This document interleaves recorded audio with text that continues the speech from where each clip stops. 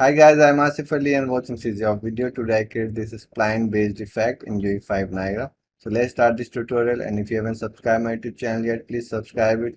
If you like this video, like, share and comment, and let's start this tutorial. So today I will create a spline-based effect. Although if you will go to my YouTube channel and search spline here, I have already many tutorials like this on text, lightning, these particle moving on a spline, this trail is through spline. I have lots of tutorials on spline, but one of my subscriber asked me to do that in UE5. So this one, could do UE5 version for having particles spawn on one end of a spline and move down to another end. So let's do that. So first you have to create a spline. For that you can take a blueprint actor and you can call it like BP spline. Okay, open this, and in here you can add spline. Okay, and you can just compile it, or you can manage your spline by moving these points, and you can do that also in viewport. So if you drag this here and see, we have here also to edit.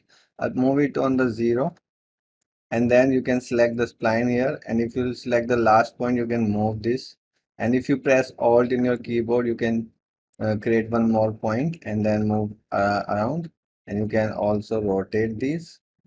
So like you have this, and I'll just move one more time like this.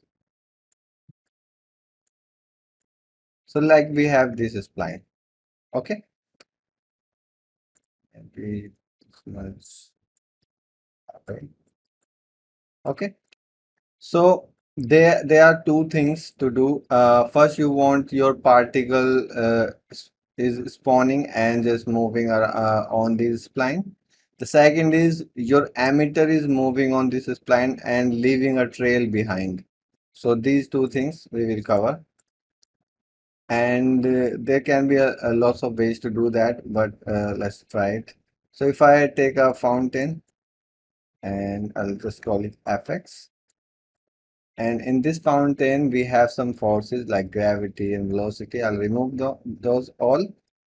And like if you create here in the particle update a scratch pad and call it like spline.